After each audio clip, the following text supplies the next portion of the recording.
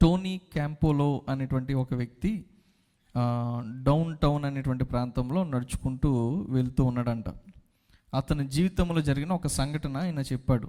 ఆయన ప్రతిరోజు ఆఫీస్కి ఈ ప్రాంతం నుంచి నడుచుకుంటూ వెళ్తూ ఉంటాడంట. ఈ నడుచుకుని వెళ్ళే ప్రాంతం అంతా కూడా ఎవరు ఉంటారంటే పేదవారు, అడుక్కునేవారు ఉంటారన్నమాట. ఏదో ఒక వ్యాధి వచ్చిన వాళ్ళు, లేదంటే అడుక్కునే వాళ్ళు, పేదవారు ఎలా ఉంటారో మనకు తెలుసు కదా. అంటే వాళ్ళకి సరైన వస్త్రాలు ఉండవు, సరిగా మంచిగా ఉండరు, చూడడానికి అంటే దగ్గరికి వెళ్ళడానికి కూడా మనము ఇష్టపడము. అలాంటి స్థితిలో ఉన్న వారందరూ కూడా రోడ్డు పక్కన ఉంటారంట. ఆ దారిలో రోజు ఆఫీస్కి నడుచుకుంటూ వెళ్తున్నప్పుడు ప్రతిరోజు చాలామంది ధర్మం చేయండి అయ్యా, లేదంటే డబ్బులు ఇవ్వండి, సహాయం చేయండి అని చెప్పి అందరూ అడుగుతూ ఉండేవారంట. అయితే అలాగే వెళ్ళిపోతూ ఉన్నటువంటి ప్రతిరోజు వెళ్తూ ఉండేవాడు. ఒక రోజున ఏమైందంటే అలాగా అతను నడుచుకుంటూ ఆఫీస్కి వెళ్ళిపోతూ ఉంటే ఒక స్త్రీ, ఇలాంటి అడుక్కునేటువంటి ఒక స్త్రీయే, చాలా డర్టీగా ఉండి ఒక బ్యాగ్ తగిలించుకుని చాలా అందవికారంగా ఉండి, ఇంకా వాళ్ళకి స్నానాలు ఉండవు, ఏముండవు కదా. ఒక స్త్రీ ఇతన్ని గుద్దుకుని వెళ్ళిపోయింది.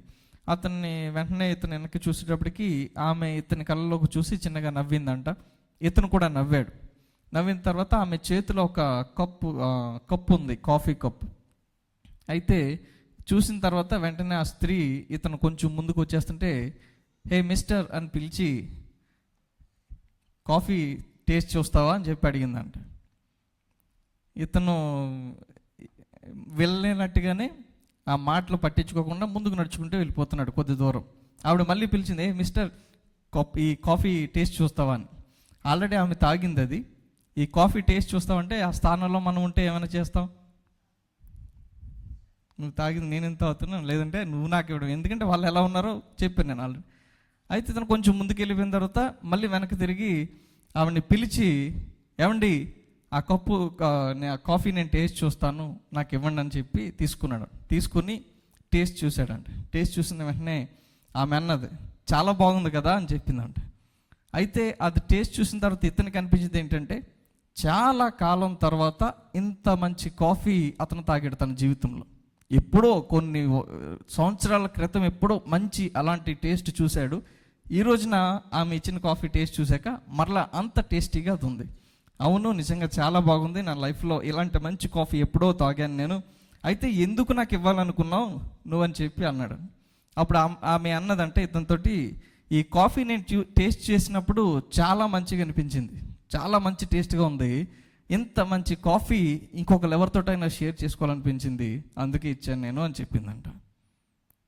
కైండ్నెస్ అనేది, లేదంటే దయాళుత్వం అనేది కొన్నిసార్లు పెద్ద మొత్తాల్లో ఏమీ రావంట.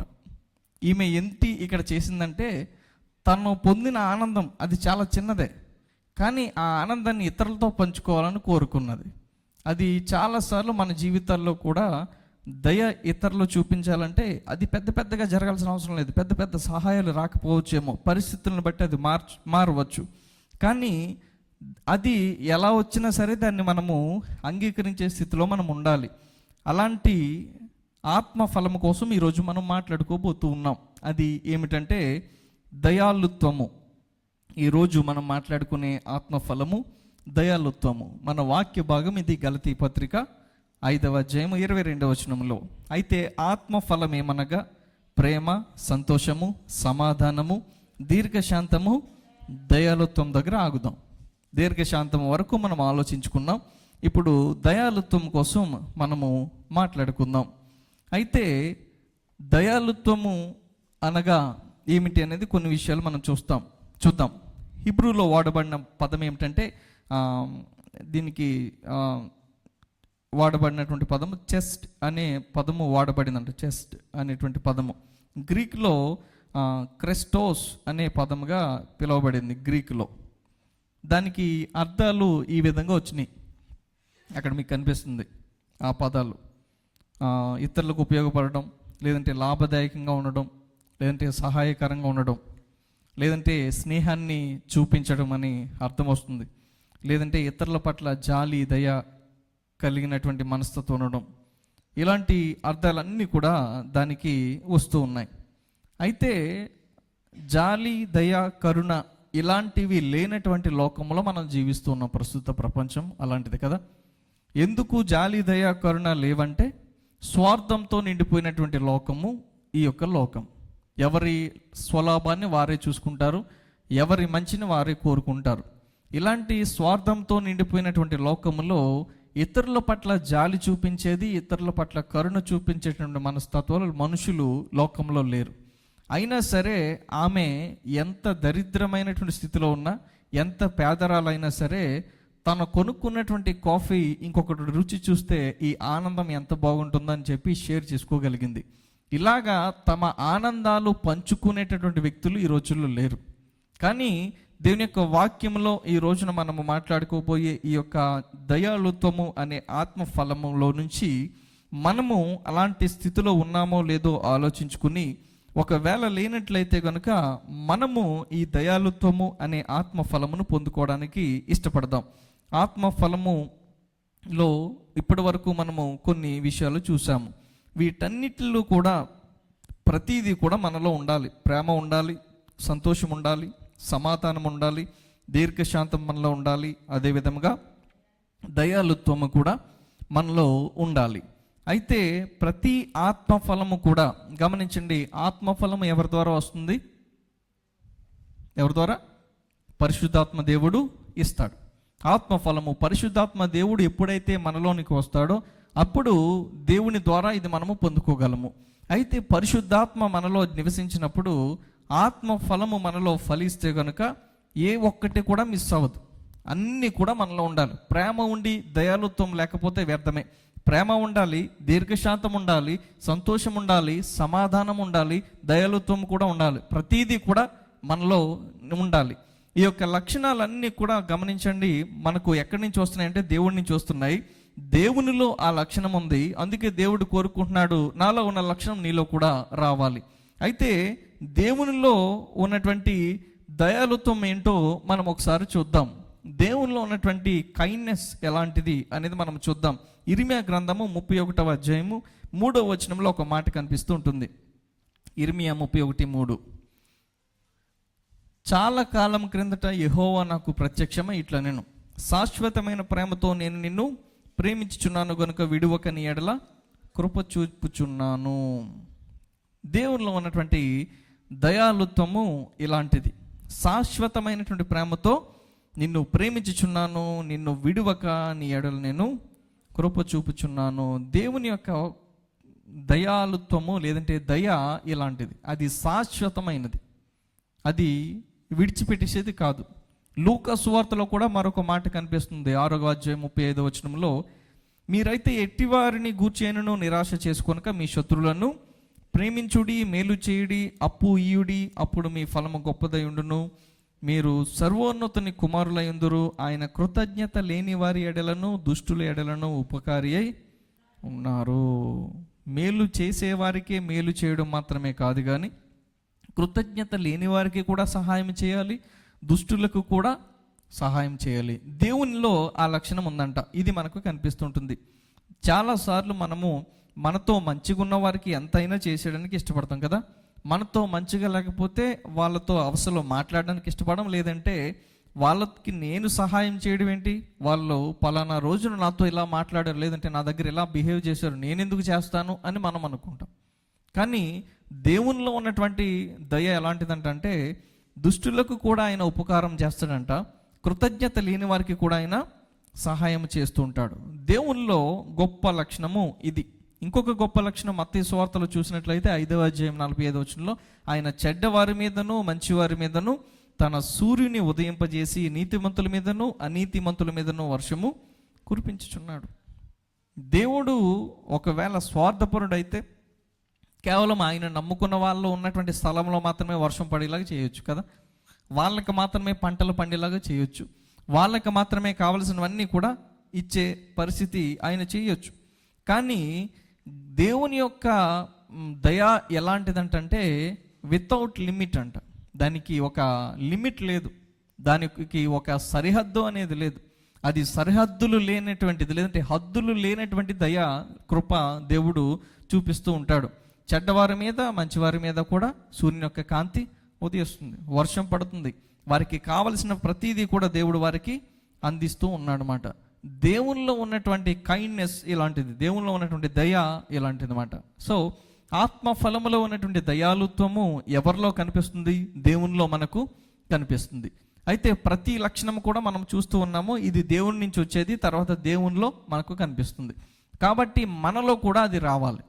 ఈ యొక్క దయాలుత్వము, దయ అనేటువంటి గుణము మనము కూడా కలిగి ఉండాలి. దాని అర్థం చూసాము. అయితే దేవునిలో ఈ యొక్క లక్షణం ఉందని చెప్పి కొన్ని వచనాలు చూసాము. అయితే దయ చూపించే విధానంలో, లేదంటే దయలో ఎలాంటి లక్షణాలు ఉంటాయి, కొన్ని నేను విషయాలు చూపిస్తాను మీతో. అయితే మనందరికీ పరిచయం ఉన్నటువంటి ఒక వ్యక్తి జీవితంలో నుంచి దీన్ని మనము ఆలోచిద్దాం. అతను ఎవరంటే మంచి సమరయుడు. మంచి సమరయుడి యొక్క జీవితంలో ఇది దయ, ఇతరులకు దయ చూపించే విషయంలో ఒక మంచి ఉదాహరణ, మంచి మాదిరి అతను చూపిస్తూ ఉంటాడు. మంచి సమరయుడి యొక్క జీవితంలో మనం చూసినట్లయితే అతని జీవితంలో నుంచి మనము ఆలోచిద్దాం. అయితే దయ ఎలాంటిదంటే అది మాటల్లో ఉండదు కానీ చేతల్లో చూపిస్తారంట, చర్యల్లో చూపిస్తుంది. Kindness will take action, not in words. మాటల్లో చెప్పడం మాత్రమే కాదు కానీ చేతలు కూడా ఉంటాయి. మంచి సమరయుడి యొక్క ఉపమానం మనందరికీ కూడా తెలుసు కదా. అయితే అక్కడ ఒక దొంగల చేతిలో పడినటువంటి యూదుడు ఉన్నాడు. యెరూషలేము నుంచి యెరికోకు పారిపోతూ దొంగలు పట్టుకున్నారు, కొట్టేశారు, ఫుల్గా గాయాలు అయిపోయినాయి. అతను లేవలేనటువంటి స్థితిలో అపస్మారకమైనటువంటి దశలో ఉన్నాడు. అయితే లేవీడు వెళ్ళాడు, యాజకుడు వెళ్ళాడు, ప్రధాన యాజకుడు వెళ్ళాడు, ఎవరు కూడా అతన్ని పట్టించుకోలేదు. కానీ ఈ సమరయుడు, అన్యుడు, యూదులు ఎవరినైతే శత్రువులుగా అనుకుంటారో, యూదులు ఎవరినైతే పట్టించుకోరో, అలాంటి అన్యుడైనటువంటి ఒక సమరయుడు ఆ దారిలో వెళుతూ అతను ఈ యొక్క దొంగల చేతిలో పడినటువంటి వ్యక్తిని వదిలిపెట్టకుండా ఇతను తన చేతల్లో తన దయను చూపించాడు. అయితే కైండ్నెస్కి కావాల్సింది ఏమిటంటే లవ్ యాడ్ అవ్వాలంట, ప్రేమ తోడవ్వాలి.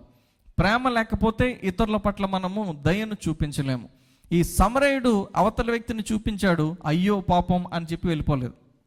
చాలాసార్లు మనం రోడ్డు మీద వెళ్ళిపోతున్నప్పుడు ఏదైనా యాక్సిడెంట్ అవుతాయి కదా. యాక్సిడెంట్ అయినప్పుడు ఇక్కడైతే ఆగడానికి లేదు, ఇండియాలో అయితే కనుక ఒకవేళ యాక్సిడెంట్లు అయితే అయ్యో పాపం అని చెప్పి వెళ్ళిపోతారు. కొంతమంది ఏం చేస్తారో ఇంకా బాగా ఎక్కువ మంది ఇప్పుడు ఏం చేస్తూ ఉన్నారంటే కెమెరా తీసి వీడియో తీస్తాడు, వీడు సోషల్ మీడియాలో పోస్ట్ చేస్తాడు, అక్కడికి వెళ్ళి సహాయం చేయడు కానీ కదా. లేదంటే వాట్సాప్లో షేర్ చేస్తుంటాడు, ఇంకా ఇక్కడ యాక్సిడెంట్ అయిందని చెప్పి. అక్కడ ప్రమాదంలో గాయపడిన వాడికి వెళ్ళి సహాయం చేయడానికి మాత్రం ఎవడు కూడా ముందుకు రాడు. ఇది చాలామంది చేసేటటువంటి పని. కానీ ఈ యొక్క మంచి సమరయుడు ఏం చేశాడంటే తన మాటల్లో తను చెప్పడం కాదు కానీ తను చేతల్లో చూపించాడు మాట. ఇతను నిజమైనటువంటి ఆత్మఫలము కలిగినటువంటి వ్యక్తిగా మనకు కనిపిస్తున్నాడు ఈ యొక్క ఉపమానంలో మనం చూసినట్లయితే. అయితే ప్రేమ లేకుండా మనము ఇతరుల జీవితాల్లో దయను చూపించలేమంట.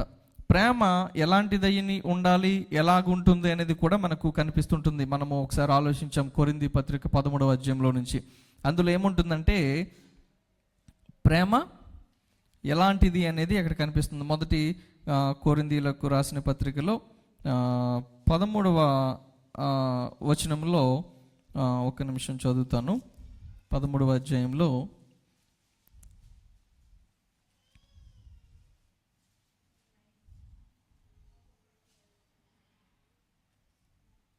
ప్రేమ దయ చూపించును అనేటువంటి మాట 4వ వచనంలో కనిపిస్తుంది. ప్రేమ దయ చూపించును, లవ్ ఈజ్ కైండ్ అనేటువంటి మాట ఇంగ్లీష్లో కనిపిస్తుంటుంది. అయితే ప్రేమ ద్వారా మాత్రమే మనము దయను చూపించగలం అనేది ఇక్కడ కనిపిస్తూ ఉంటుంది అన్నమాట.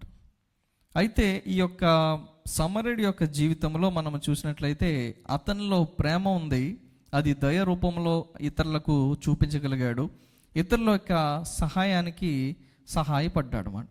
కొన్నిసార్లు ఇతరులకు సహాయపడడానికి లేదంటే ఇతరుల పట్ల మనం దయ చూపించడానికి మనము యాక్షన్ రూపంలో చేయకపోయినా సరే మన మాట వాళ్ళకి దయను ఇవ్వగలదు. కొన్నిసార్లు అవతల వారు ఏదైనా అవసరతలో ఉండొచ్చేమో, అవతలి వాళ్ళు చాలా బాధలో ఏదైనా ఉండొచ్చేమో, అలాంటి పరిస్థితుల్లో మనము మాట్లాడే మాట వారిని ధైర్యపరుస్తుంది, వారికి మంచిగా ఉండడానికి అది సహాయపడుతుంది. మన మాట కూడా కొన్నిసార్లు తోడ్పడుతుంది. అయితే మ్యాక్సిమం దయ ఎలాంటిదంటే అది యాక్షన్ రూపంలో కనిపిస్తుంది, అది చర్య రూపంలో కనిపిస్తుంది, మాటల్లో కాదు కానీ. అయితే మాటల ద్వారా కూడా మనం ఇతరులను బలపరచవచ్చు. ఎవరైనా నిరాశలో, నిస్పృహలో, ఇబ్బందుల్లో ఉన్న వారితో మనం కూర్చుని ఒకవేళ వారికి బలమైనటువంటి మాటలు మనము బోధించగలిగితే, వారిని ధైర్యపరిస్తే అది ఎంతో వారికి సహాయపడుతుంది. ఇలాంటి పరిస్థితులు కూడా మనకు కనిపిస్తూ ఉంటాయి. ఒకసారి ఒక ముసలావిడంట పోస్ట్ ఆఫీస్కి వెళ్ళిందంట. చాలా పెద్ద వయసు ఆవిడ. అయితే పోస్ట్ ఆఫీసులో చాలా పెద్ద లైన్ ఉంది, చాలామంది నిలబడ్డారు. ఈ లైన్లో ముందున్నటువంటి వ్యక్తి చెప్తూ ఉన్నాడు, ఏమ్మా నువ్వు వయసులో చూస్తే ఇంత చాలా పెద్దదానిలో ఉన్నావు, నువ్వు వచ్చి లైన్లో నిలబడాల్సిన అవసరం లేదు, బయట ఒక మిషన్ ఉంది, ఆ మిషన్లోనికి వెళ్తే నీకు కావాల్సిన స్టాంప్స్ వస్తాయి, నువ్వు అంటించేసి మిషన్లో వేసేయచ్చు, నువ్వు ఇక్కడ లైన్లో నిలబడాల్సిన అవసరం లేదు కదా అని చెప్తే, ముసలావిడ ముందు మాట్లాడుతున్న వ్యక్తితో ఈ సమాధానం ఇచ్చిందంటే ఏంటంటే, కానీ మిషన్ నాతో మాట్లాడదు కదా అని చెప్పిందండి. ఆవిడ ఎందుకు అక్కడ అంత లైన్లో నిలబడిందంటే, ప్రతిసారి వచ్చినప్పుడు ఆ స్టాంప్స్ అమ్మే వ్యక్తి, అమ్మా ఎలా ఉన్నావు, బాగున్నావా, ఆరోగ్యం ఎలా ఉంటుంది, పిల్లలు ఎలా ఉన్నారు, ఇలాగా తన యొక్క కులాసాలన్నీ కూడా తెలుసుకునేవాడంట. కానీ మిషన్ దగ్గరికి వెళ్తే పని అయిపోద్ది, కానీ అలా అడిగేవాడు అక్కడ ఉన్నాడు. కాబట్టి కొన్నిసార్లు మాట కూడా మనను బలపరుస్తూ ఉంటుంది.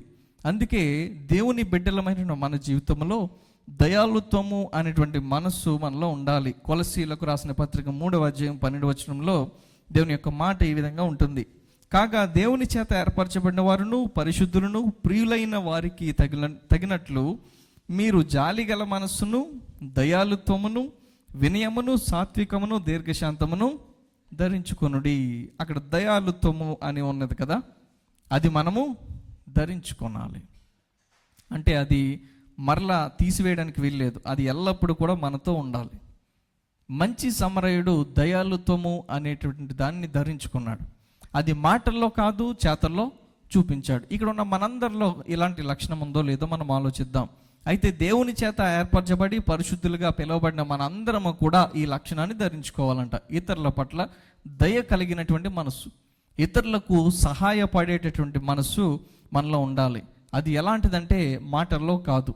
మాటలు ఎవరైనా చెప్తారు కదా, చాలా మంచి, ఎందుకంటే ఉచిత సలహాలు అంటారు కదా, సలహాలు ఉచితంగా ఇవ్వచ్చు అంట, దానికి ఏ ఖర్చు ఉండదు. కానీ కొంచెం దానికంటే ముందుకు వెళ్ళి సహాయం చేయాలంటే సమయం కావాలి, డబ్బు కావాలి, లేదంటే శ్రమ ఎదురవ్వచ్చు, ఇలాంటి పరిస్థితులు ఉంటాయి. కానీ మనము చూపించే దయ మాటల రూపంలో కాదు, కానీ చేతల రూపంలో ఉండాలి. రెండవ లక్షణము, మంచి సమరయుడు చేసినటువంటి పనిలో నుంచి మనకు కనిపించేది ఏమిటంటే, దయ నష్టమైనా సరే భరిస్తుందంట. Kindness will take a risk. ఇతరులకు జాలి చూపించే విషయంలో, ఇతరుల పట్ల దయ చూపించే విషయంలో మనము ముందుకు వెళ్ళినప్పుడు కొన్నిసార్లు నష్టాలు ఎదురవుతాయి, రిస్కులు ఎదురవుతాయి. ఆ రిస్క్ను కూడా ఫేస్ చేయడానికి ఇష్టపడతాడంట. అయితే ఇక్కడ మంచి సమరయుడు చేసినటువంటి రిస్క్ ఏమిటి అంటే, ముందున వెళ్ళిపోయిన వారు చూస్తూ వెళ్ళిపోయారు. ఈ యొక్క యూదుడేమో గాయాలతో అక్కడే పడి ఉన్నాడు. అయితే అతన్ని కొట్టేసి అతని దగ్గర దొంగలు ఎత్తుకుని వెళ్ళిపోయారు కదా. దొంగలు పారిపోవడం ఈయన చూశాడా? మంచి సమరయుడు చూశాడా? ఏమో నేను అక్కడ లేని, నాకు తెలియదు అంటారు కదా. చూసి ఉండడు, ఎందుకంటే అక్కడ ఎవరు లేరు, ఆయన వచ్చేటప్పటికి పడిపోయి ఉన్నాడు. ఒక విధంగా ఒకసారి ఆలోచించండి, వాళ్ళు ఇంకెక్కడైనా కొండల చోట్ల దాక్కుని చూస్తున్నారేమో, వీడికి సహాయం చేయడానికి ఎవడైనా వస్తే వాడి మీద కూడా పడి వాడిని చంపేద్దామని చెప్పి వాళ్ళు ఎదురు చూస్తూ ఉండొచ్చు. వాడి దగ్గర కూడా ఏదైనా మనకి కావాల్సినవి దొరుకుతున్నాయేమో పక్కన ఉండి చూడొచ్చు. కానీ ఈ మంచి సమరయుడు ఏం చేశాడు తెలుసా? అక్కడికి వెళ్ళిన తర్వాత చుట్టూ దొంగలు ఉన్నారేమో, లేదంటే వాళ్ళు పక్క నుంచి చూస్తున్నారేమో, నా మీద కూడా అటాక్ చేస్తారేమో అనే ఆలోచన అతనిలో లేదు. కానీ ఏం చేశాడంటే, అతను ముందుకు వెళ్ళి సహాయం చేయాలనే ఒకే ఒక ఉద్దేశంతో ముందుకు వెళ్ళిపోయాడు. ఇంకా చుట్టూ ఉన్న పరిస్థితుల కోసం ఆలోచించలేదు. అలాంటి రిస్క్ అతను చేశాడు మంచి సమరయుడు. ఇంకొక మాటలో చెప్పాలంటే, ఆ సమయంలో వాళ్ళు వచ్చి వెనక నుంచి వచ్చి పొడి చేసి వెళ్ళిపోయినా సరే తెలియదు ఇతనికి, తన ప్రాణాన్ని కూడా అర్పించడానికి సిద్ధపడిపోయాడు, రిస్క్ చేయడానికి ఇష్టపడ్డాడు. ఇది మంచి సమరయుడు చేసినటువంటి పని. యేసుక్రీస్తు వారు కూడా ఇలాంటి పని చేశారు. యేసు ప్రభు చేసినటువంటి పని ఏమిటంటే, ఆయనకున్నటువంటి సేఫ్ ప్లేస్ని విడిచిపెట్టి రిస్క్ చేసి ఈ లోకానికి వచ్చాడు. అది మనకు ఫిలిప్పీలకు రాసిన పత్రికలో 2వ అధ్యాయము 6-8 వచనాలు చదివితే కనిపిస్తూ ఉంటుంది. ఫిలిప్పీలకు రాసిన పత్రిక 2వ అధ్యాయము 6-8 వచనాలు. ఆయన దేవుని స్వరూపము కలిగిన వాడై ఉండి దేవునితో సమానముగా ఉండుట విడిచిపెట్టకూడని భాగ్యమని ఎంచుకొనలేదు, కానీ మనుషుల పోలికగా పుట్టి దాసుని స్వరూపమును ధరించుకొని తన్ను తానే రిక్తునిగా చేసుకొనెను. మరియు ఆయన ఆకారమందు మనుష్యుడిగా కనబడి మరణము పొందునంతగా, అనగా సిలువ మరణము పొందినంతగా విధేయత చూపిన వాడే తను తాను తగ్గించుకున్నాను. దేవునికి ఉన్న గొప్ప భాగ్యం ఏంటో చూడండి. దేవునితో సమానంగా ఉన్నాడు. అలాంటి స్థితిలో ఉండి కూడా ఆయన పరలోకములో ఉన్నటువంటి భోగభాగ్యాలన్నీ కూడా విడిచిపెట్టి మనిషి రూపంలో పుట్టాడు, దాసుని స్వరూపాన్ని ధరించుకున్నాడు, రిక్తుడిగా చేసుకున్నాడు. మరణము పొందినంతగా ఆయన కలువరి శిలువలో మన కొరకు చాలా శ్రమలను భరించి మన కొరకు మరణించాడు.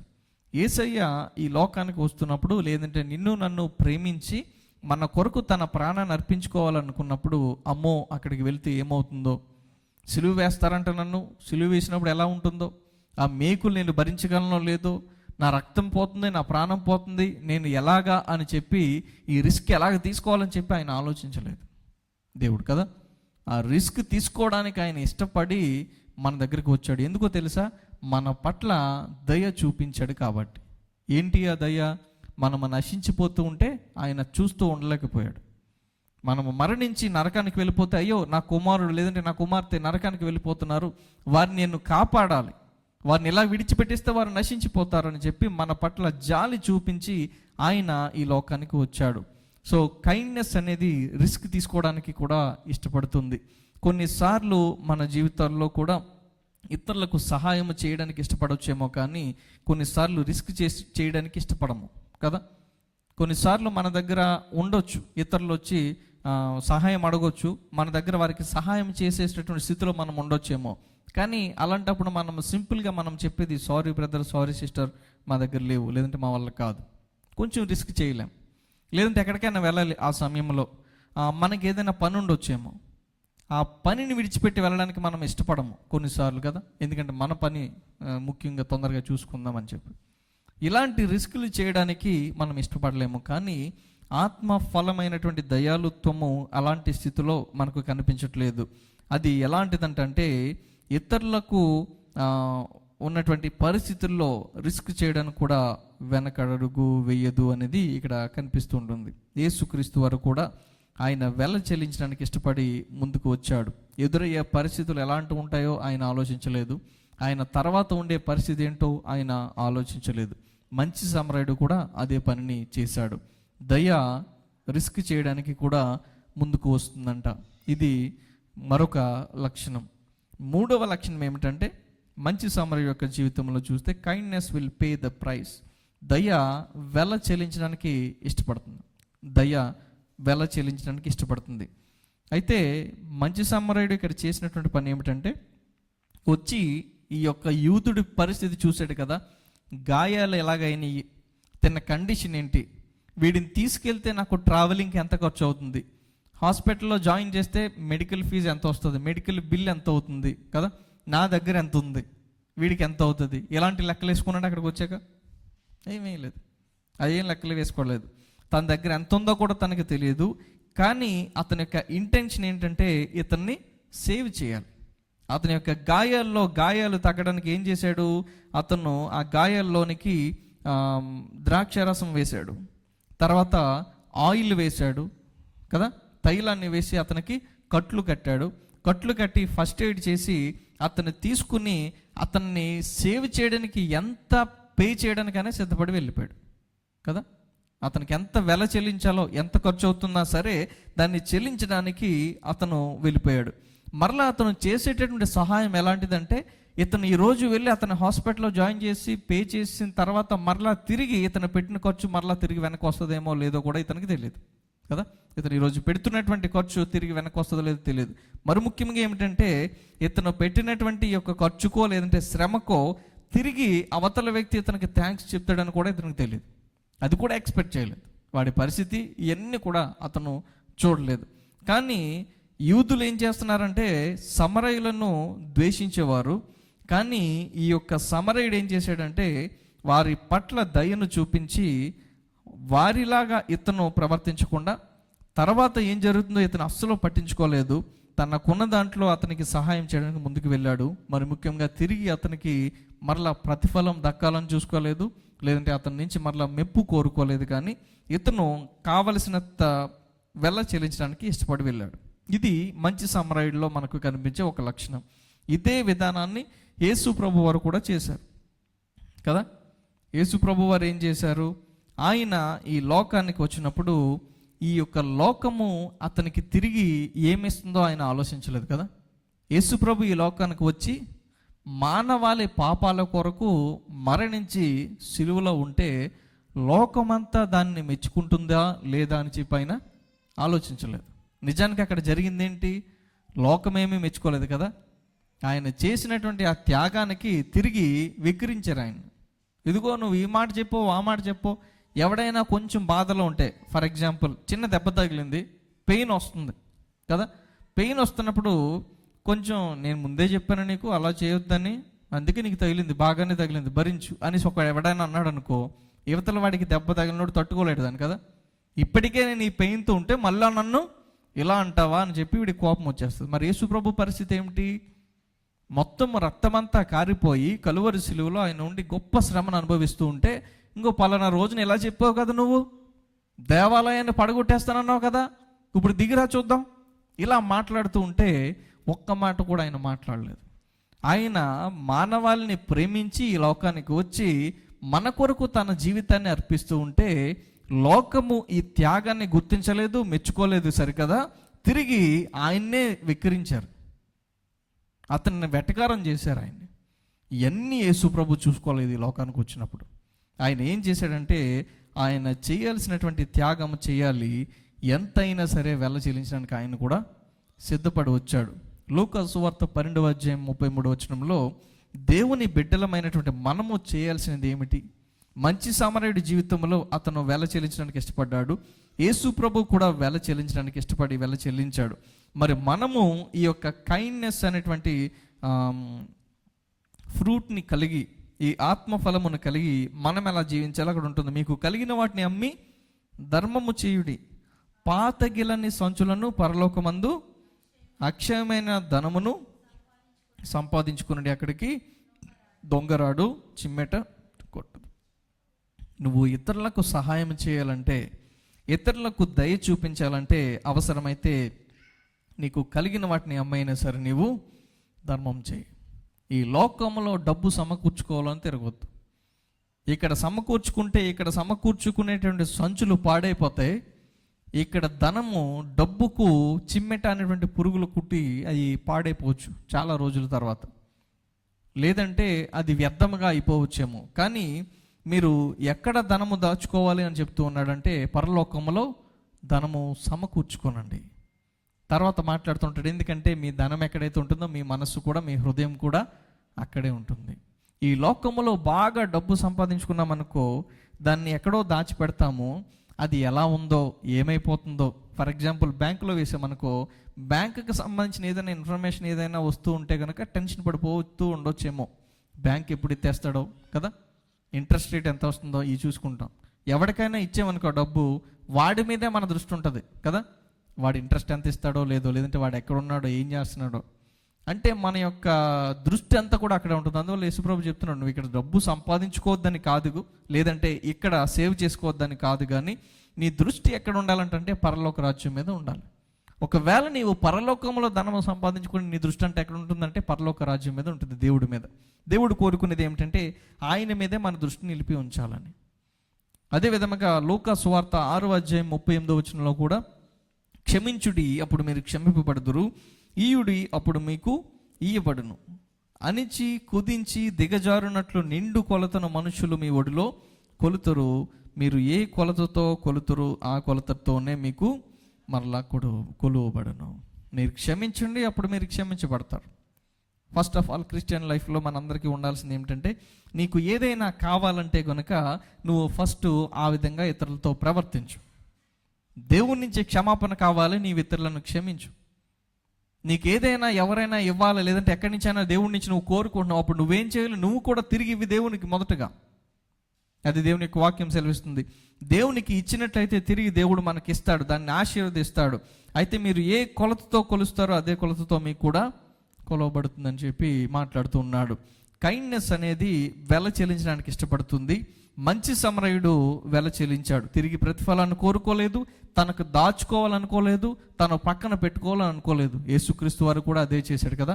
చివరి రక్తపు బొట్టు వరకు కూడా ఆయన మన కొరకే చిందించేశాడు. తనకంటూ ఏది కూడా దాచుకోలేదు. మరి యేసుక్రీస్తుని నమ్ముకున్నటువంటి మనలో దయాళుత్వం అనేటువంటి ఫలము ఉన్నట్లయితే మనము ఇలాగే ప్రవర్తించాలి. మనకంటూ ఏమీ దాచేసుకుని మనము ఉంచుకోవాల్సినటువంటి అవసరం లేదు, కానీ ఇతరుల యొక్క అవసరతల్లో మనము ఎంతకైనా తెగించి మనము వెల చెల్లించడానికి ఇష్టపడాలంట. ఈ యొక్క లక్షణము మనలో ఉండాలి. 4వ లక్షణం చూద్దాం. 4వది ఏమిటంటే దయాళుత్వము అనేటువంటి ఫలము మనలో ఉన్నట్లయితే ఇతరులను మొదటి స్థానంలో పెడుతుందంట. అది దయ ఇతరులకు మొదటి స్థానాన్ని ఇస్తుంది. అయితే ఇది సమరయుడి జీవితంలో నుంచి మనము ఆలోచిద్దాం. సమరయుడు చేసినటువంటి పనిలో మనం చూసినట్లయితే ఆ రోజు ఏ సమయానికి అతను చూసాడో మనకు తెలియదు. బహుశా ఉదయకాల సమయం అయి ఉండొచ్చు, లేదంటే మధ్యాహ్నం అయి ఉండొచ్చు. ఎందుకంటే మధ్యాహ్నం సమయంలో ఎక్కువ మంది ప్రయాణం చేయరు కాబట్టి. అయితే అతను ప్రయాణం చేస్తూ వెళ్తున్నాడు. ఆ రోజు అతని స్కెడ్యూల్ ఏంటో చూసుకోలేదు ఆయన, ఇతనికి సహాయం చేస్తున్నప్పుడు.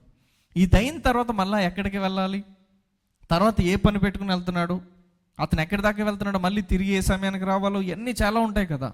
కానీ తన పనులన్నీ కూడా ప్రక్కన పెట్టేసి ఎవరికి ప్రథమ స్థానం ఇచ్చాడు? ఈ యొక్క సహాయంలో ఉన్నటువంటి యూదుడికి ప్రథమ స్థానాన్ని ఇచ్చాడు. కైండ్నెస్ అనేది ఈ విధంగా ఉంటుందంట. మన సొంత పనులు, మన అవసరాలు ప్రక్కన పెట్టి ఇతరులకు ప్రాధాన్యతను ఇస్తుంది.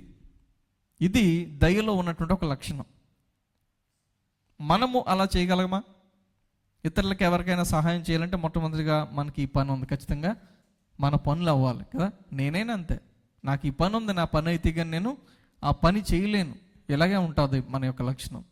కానీ దయాళుత్వం అనే ఫలము మనలో ఉంటే కనుక మన సొంత పనులైనా, మనకు ఉన్నటువంటి పనులు ప్రాధాన్యమైనా సరే వాటిని ప్రక్కన పెట్టుకుని మనము ముందుకు వెళ్ళిపోవాలి.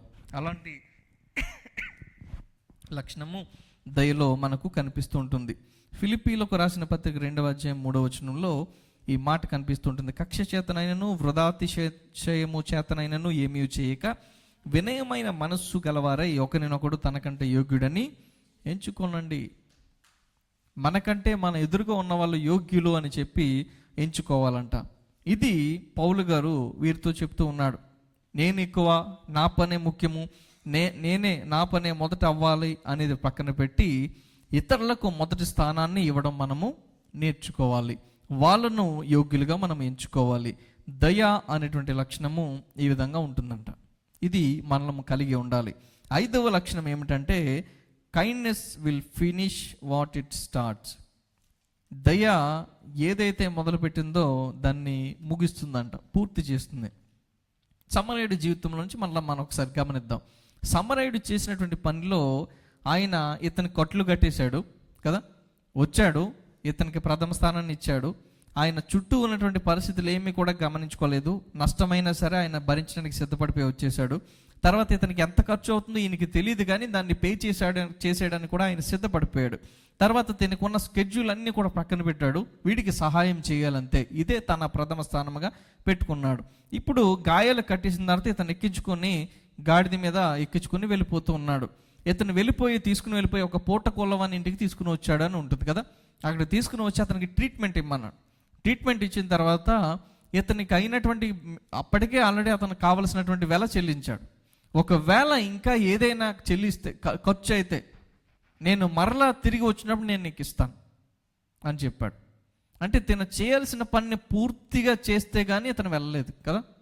ఎత్తుకున్నాడు దారిలో, ఇంకెవడో సహాయం చేసుకుని కొంచెం తీసుకుని వెళ్ళిపోవచ్చు కదా, నాకు అర్జెంట్ పని ఉందని చెప్పలేదు. ఇతనే తీసుకుని వెళ్ళాడు. అతనికి ఎలా ఉందో చూశాడు. తర్వాత అక్కడి నుంచి వెళ్తున్నప్పుడు కూడా తను చివరి వరకు కూడా ఇంకా ఎంత అవుతుందో అది కూడా నాకు చెప్పు, నేను దాన్ని మరలా తిరిగి ఇస్తానని చెప్పి అన్నాడు. సమరయుడు చేసినటువంటి పని ఏమిటంటే తను మొదలుపెట్టిన పనిని పూర్తి చేశాడు, మధ్యలో విడిచిపెట్టేయలేదు. దేవుని నమ్ముకున్నటువంటి మనలో కూడా ఈ దయాళుత్వం అనే లక్షణం మనలో ఉన్నట్లయితే మనము కూడా దేవునికి సంబంధించిన ఏ పనినైనా సరే మధ్యలో మనము విడిచిపెట్టకూడదు. ఎందుకంటే దాన్ని పూర్తి చేయడానికి, కొనసాగించడానికి సహాయం చేసే దేవుడు మనకు తోడుగా ఉన్నాడని ఫిలిప్పీలకు రాసిన పత్రిక 1:3-6 మనకు కనిపిస్తుంది. మొదటి దినము నుండి ఇది వరకు సువార్త విషయంలో మీరు నాతో పాలువారయునుట చూచి మీలో ఈ సత్క్రియను ఆరంభించిన వాడు యేసుక్రీస్తు దినము వరకు, అనగా యేసుక్రీస్తు వారి యొక్క రాకడ వరకు దానిని కొనసాగించునని రూఢిగా నమ్ముచున్నాను.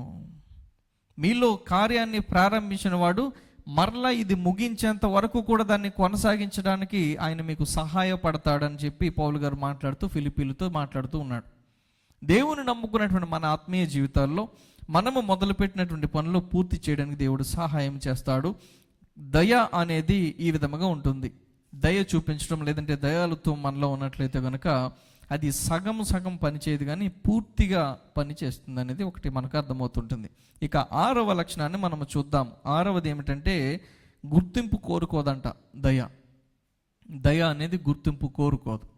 ఎవరో మనల్ని రికగ్నైజ్ చేయాలని చెప్పి కోరుకోదు. సమరయుడు ఒక పేరు మనకు బైబిల్లో కనిపించదు కదా, జస్ట్ సమరయుడు అని చెప్పి మాట్లాడబడింది.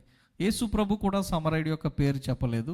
మంచి సమరయుడు ఎలాంటి వ్యక్తిగా కనిపిస్తున్నాడంటే, ముందు వెళ్ళినటువంటి యాజకుడు లేదంటే లేవీయుడు ఇతన్ని గుర్తించాలని కోరుకోలేదు, లేదంటే దారిలో చూసిన వాళ్ళు ఇతన్ని గుర్తించాలని కోరుకోలేదు, లేదంటే పూటకోళ్ళవాడు ఇతన్ని గుర్తించాలని కోరుకోలేదు. కానీ ఇతను చేసినటువంటి పని ఏమిటంటే, ఇతను ఎవరో ఎవరికి కూడా తెలియదు, కానీ ఇతను వెళ్ళి ఒక వ్యక్తిని రక్షించాడు. అదే విధముగా దయ అనేది ఇతరుల యొక్క మెప్పును, ఇతరుల నుంచి మనకు గొప్ప గొప్ప మాటలు అది కోరుకోదంట. మనుష్యుల దృష్టిలో పడాలని అది పనిచేయదు, కానీ దేవుని మహిమార్థమై మాత్రమే అది పనిచేస్తుంది. దయాలుత్వము అనేది మనం ఇతరులకు సహాయం చేసినందుకు యేసు ప్రభు వారు కొత్త నిబంధనలు మాట్లాడుతున్నప్పుడు మీరు కుడి చేతితో చేసింది ఎడమ చేతికి తెలియొద్దు కదా. లేదంటే వాళ్ళు శాస్త్రులు పరిచయులు మనుషుల మెప్పు కోరాలని వీధుల్లో చాటించుకుంటారు, డప్పులు కొట్టించుకుంటారు. మీరైతే అలా చేయొద్దు అని చెప్పి చేస్తూ ఉంటాడు. ఏది చేసినా సరే కేవలము దేవుని మహిమ కొరకు చేయండి. 1 కొరింథీ పత్రిక 10:31 ఈ మాట కనిపిస్తుంటుంది. మనము తిన్నా, మనము తాగిన, చేసే ప్రతిదీ సమస్తము కూడా మనము దేవుని యొక్క మహిమార్థమే మాత్రమే చేయాలంట. కైండ్నెస్ అనేది మనుషులలో నుంచి మనకు మెప్పు కావాలని చెప్పి అది కోరుకోదు, దేవునికి మహిమ రావాలని మాత్రమే అది కోరుకుంటుంది. నువ్వు ఎంత గొప్ప సహాయమైనా చేయి, లేదంటే దేవుని కొరకు ఎంత బలంగా అయినా వాడబడు, లేదంటే ఎంత గొప్ప కార్యాలైనా సరే చేయి, కానీ మనుషుల నుంచి మెప్పునెప్పుడు కూడా కోరుకోవద్దు. 6 విషయాలు నేను చెప్పాను. దయాలుత్వము అనేటువంటి ఆత్మ ఫలం కోసం మనం ఆలోచిస్తున్నాం. దయాలుత్వం అనేటువంటి ఫలము ఎక్కడి నుంచి వస్తుందంటే దేవుని నుంచి మనకు వస్తుంది. ఇది దేవునిలో మనకు కనిపిస్తుంది. పాత నిబంధనలో మనం చూసాము, క్రొత్త నిబంధనలో కూడా మనం చూసాం. దేవునిలో ఉన్నటువంటి అద్భుతమైనటువంటి లక్షణము ఈ యొక్క దయాలుత్వము. ఆయన మన పట్ల జాలి, దయ, కరుణ, కృపను కలిగి మనల్ని రక్షించడానికి ఈ లోకానికి వచ్చాడు. అయితే ఈ యొక్క దయాలుత్వంలో ఉండాల్సిన లక్షణాలన్నీ కూడా మనము చూసాం. దయాలుత్వంలో ఉన్నటువంటి లక్షణాలు ఏమిటి? అది మాటల్లో కాదు కానీ చేతల్లో చూపిస్తుంది. మన మాటలు, మన సహాయము మాటల్లో ఉండొద్దు, మనము చేతల్లో చూపించగలగాలి. దయ ఏం చేస్తుందంటే నష్టాన్నైనా భరించడానికి ముందుకు వెళ్తుంది, రిస్క్ని తీసుకోవడానికి ఇష్టపడుతుంది. మనలో దయాలుత్వం అనే లక్షణం ఒకవేళ మనలో ఉన్నట్లయితే నష్టపోవడానికి భయపడొద్దు, నష్టమైనా సరే భరించడానికి సిద్ధపడి మనం ముందుకు వెళ్ళాలి. దయ అనేటువంటి లక్షణం మనలో ఉన్నట్లయితే కనుక అది వెల చెల్లించడానికి ఇష్టపడుతుంది. మంచి సమరయుడు అదే చేశాడు, యేసు ప్రభు వారు అదే చేశారు. ఆయన ఎంతైనా వెల చెల్లించడానికి సిద్ధపడి ఆయన ముందుకు వచ్చాడు, దానికోసం ఆలోచించుకోలేదు. అదేవిధంగా దయాలుత్వం అనేటువంటి ఆత్మ ఫలము ఇతరులకు ప్రథమ స్థానాన్ని ఇస్తుంది. మన పనులు మనకంటే, మన జీవితం కంటే, మన ఇంట్లో పనుల కంటే ఎవరైతే అవసరతలో ఉన్నారో, ఎవరికైతే మనం సహాయాన్ని అందించాలో వారికి ఈ యొక్క ప్రాధాన్యత ఇస్తుంది. మనం ముఖ్యంగా రక్షణ విషయంలో మనం రక్షింపబడ్డాము. దేవుని యొక్క జాలి, దయ, కరుణ వల్ల, కృప వల్ల మనం రక్షణ పొందాము. మరి ఇతరులు ఇంకా రక్షింపబడలేదు, అప్పుడు వారికి మనము ప్రథమ స్థానాన్ని ఇవ్వాలి. వారి పట్ల మనము జాలి, దయ, కరుణ కలిగి మనము జీవించాలి. తర్వాత ఈ యొక్క దయాలుత్వం అనేది మధ్యలో ఆగిపోదు. స్టార్ట్ చేసినటువంటి పని ముగించేంత వరకు కూడా అది వెళుతుంది. అదేవిధంగా దయాలుత్వము ఇతరుల మనుషుల మెప్పు కోరుకోదు. మనుషుల మధ్య మహిమ కోరుకోదు. కానీ ఎవరి కోసం చేస్తుందంటే కేవలం దేవుని మహిమార్థమే మాత్రమే ఈ పని చేస్తుంది. దేవుడు మాత్రమే మహిమపరచబడాలి. మనము చేసే ఏ పని ద్వారానైనా, మనం చేసే సహాయం ద్వారానే అవ్వచ్చు, మనం చేసే సువార్త ద్వారానైనా అవ్వచ్చు, మనము ఏది చేసినా సరే దాని ద్వారా కేవలం దేవుడు మాత్రమే మహిమపరచబడాలి. ఇది దయాళుత్వంలో ఉండాల్సినటువంటి లక్షణాలు. ఇప్పుడు మనం ఆలోచించుకుందాం, ఈ లక్షణం మనలో ఉందో లేదో. దయాళుత్వమైనటువంటి ఆత్మఫలం మనం కలిగి ఉన్నామా లేదా? ఒకవేళ లేనట్లయితే కనుక మనము దేవుని ఎదుట సరి చేసుకుని, దేవా నాకు ఈ ఫలమును దయచేయని చెప్పి ప్రార్థన చేసుకుందాం. మరి ఈ లోకము ఎలాంటిదో మనము చూసాం. ఈ లోకములో దయ, జాలి, కరుణను చూపించేటటువంటి మనుషులు చాలా తక్కువ మంది అయిపోయారు నేటి రోజుల్లో. ఇదంతా బిజినెస్ అయ్యింది. ప్రపంచం అంతా కూడా ప్రతిదీ వ్యాపారంతో ముడిపెట్టబడి ఉంది. ఇలాంటి లోకములో అలాంటి నిజమైనటువంటి దయాళుత్వంను చూపించగలిగేది క్రైస్తవులమైన మనము మాత్రమే. ఒక విషయాన్ని చూపించి నేను ముగిస్తాను. ఇది ఒక ఫోటోగ్రఫీ 1993లో తీసినటువంటి ఫోటో. సూడాన్లో వచ్చినటువంటి కరువులు, భయంకరమైనటువంటి కరువు సూడాన్ దేశంలో వచ్చినప్పుడు అక్కడ ఉన్నటువంటి పరిస్థితి చాలా భయంకరంగా మారిపోయింది. అలాంటి పరిస్థితుల్లో ఒక ఫోటోగ్రాఫర్ అక్కడికి వెళ్ళాడు. కెవిన్ కార్టర్ అనేటువంటి ఫోటోగ్రాఫర్ అక్కడికి వెళ్ళి ఈ ఫోటో తీశాడు. అక్కడ మనుషులు ఇలాగ తయారైపోయారు అన్నమాట. శరీరం కృషించిపోయి, ఎముకలు లోపల ఉన్నటువంటి స్కెలిటన్ కూడా బయటికి కనిపించేది. శరీరానికి అంటుకుపోయి వాళ్ళు ఆకలితో అలమటించి చచ్చిపోయారు. అలాంటి సమయంలో మనుషులు చచ్చిపోతూ ఉంటే రాబందులు వచ్చి వాళ్ళని తింటూ ఉండేవి. అయితే ఇక్కడ కనిపించేటటువంటి ఒక చిన్న బాబు, అమ్మాయి అని కూడా చెప్తూ ఉంటారు చాలామంది. అయితే ఆ యొక్క బేబీని ఆకలితో ఉండి ఇంకా ముందుకు నడవలేకపోతున్నాడు, అయిపోయింది. అలాంటి స్థితిలో ఉంటే ఆ బేబీని తినడానికి ఆ వెనకాల రాబందు సిద్ధంగా ఉంది. అయితే మీడియాలో పనిచేస్తున్నటువంటి కెవిన్ కార్టర్ ఆ దృశ్యాన్ని చూసి అతన్ని రక్షించడానికి మానేసి దాన్ని ఫోటో తీశాడు. అతను ఫోటో తీసిన కొద్దిసేపటికి ఆ రాబందు వచ్చి ఆ యొక్క పిల్లవాడిని చంపుకుని. అయితే ఇది టైమ్స్ పత్రికలో ప్రచురితమైంది 1993లో. తర్వాత 94లో మంచి the best photo of the year అనేటువంటి ఒక అవార్డు, పులిట్జర్ అనేటువంటి ఒక అవార్డు ఇస్తారు. ఆ అవార్డు ఇతనికి వచ్చింది, ద బెస్ట్ ఫోటోగ్రఫీ అని, ఈ యొక్క ఫోటోకి. అయితే ఇది తీసుకున్నటువంటి 4 నెలలకి కెవిన్ కార్టర్ ఆత్మహత్య చేసుకుని చచ్చిపోయాడు. అతనికి అవార్డు వచ్చింది, కానీ దాని వెనక ఉన్నటువంటి విషాదం ఏమిటంటే ఫోటో తీశాడు కానీ వెనకాల ఒక ప్రాణాన్ని రక్షించలేకపోయాడు. ఆ బాధతో అతను ఆత్మహత్య చేసుకుని చనిపోయాడు. ఇది ఎందుకు చూపిస్తున్నానంటే ఇలాంటి లోకంలో మనం జీవిస్తూ ఉన్నాం. మనుషుడు చనిపోతూ ఉంటే ప్రాణాలు కాపాడడానికి కూడా ఇష్టపడరు, కానీ దాన్ని వీడియోలు తీసి పెట్టడానికి ఇష్టపడతారు. గొడవలు అవుతుంటే దాన్ని ఆపడానికి ప్రయత్నించరు, కానీ దాన్ని వీడియోలు తీసి చూపించడానికి. నేటి రోజుల్లో ఇది బాగా ఎక్కువైపోయింది కదా. ప్రతి విషయంలో కూడా వీడియోలు తీసుకోవడం, చూపించుకోవడం లోకానికి. కానీ దయ అనేటువంటి లక్షణం మనిషిలో ఒకవేళ ఉంటే కనుక ఇలాంటి పనులు చేయరు. ఈ యొక్క వ్యక్తి కోసం నేను అందుకే చెప్పాను అన్నమాట. అవార్డు పొందుకున్నాడు, ఆ ఆనందం ఎంతో కాలము నిలబడలేదు. జాలి, దయ, కరుణ అనే లక్షణము మనలో కలిగి ఉంటే కనుక మనము మంచిగా దేవుణ్ణి ఆనందించేలాంటి జీవితాన్ని మనం జీవించగలము. ఈ యొక్క సమయంలో మనం ఆలోచించుకుందాం. కొద్ది నిమిషాలు కళ్ళు మూసుకుని ప్రార్థన చేసుకుందాం. ఆత్మ ఫలమైనటువంటి దయాళుత్వం కోసం మనం ఆలోచించాం. దేవుని యొక్క ఆత్మ నీలో ఈ యొక్క దయాళుత్వము అనేటువంటి ఫలాన్ని ఫలింపజేయడానికి నీవు ఇష్టపడుతున్నావా? ఒకసారి ఆలోచించు. దేవుని యొక్క ఆత్మ నీ జీవితంలో ఇలాంటి దయాళుత్వం అనే ఫలము ఫలించేలాంటి అవకాశం నువ్వు ఇవ్వగలవా? ఒకసారి ఆలోచించుకో. దేవునికి అవకాశం ఇస్తే దేవుడు నీలో ఈ ఫలము ఫలించడానికి సహాయపడతానంటున్నాడు. నీవు మాటల్లో కాదు కానీ చేతల్లో సహాయాన్ని అందించడానికి ముందుకు వెళ్ళగలవా? నీవు రిస్క్ తీసుకోవడానికి ఇష్టపడగలవా? వెల చెల్లించడానికి నీవు సిద్ధంగా ఉన్నావా? ఇతరులను నీకంటే ముందు పెట్టుకోవడానికి ఇష్టపడుతున్నావా? నువ్వు నీ అవసరతలు ఏదైనా ఉండవచ్చేమో, కానీ ఇతరులకు సహాయం చేయాల్సి వచ్చినప్పుడు వాళ్ళకి మొదటి స్థానం ఇవ్వగలవా? ఏదైతే మొదలు పెట్టవో దాన్ని పూర్తి చేయడానికి మనం ఇష్టపడగలుగుతున్నామా? చివరిగా నువ్వు ఏది చేసినా సరే మనుషుల నుంచి మెప్పు కోరుకుంటున్నావా, లేక దేవుడు మహిమపరచబడాలని చేస్తున్నావా? ఒకసారి ఆలోచించుకుందాం. దేవుని యొక్క వాక్యం ద్వారా వాక్యాన్ని మనం విన్నాం.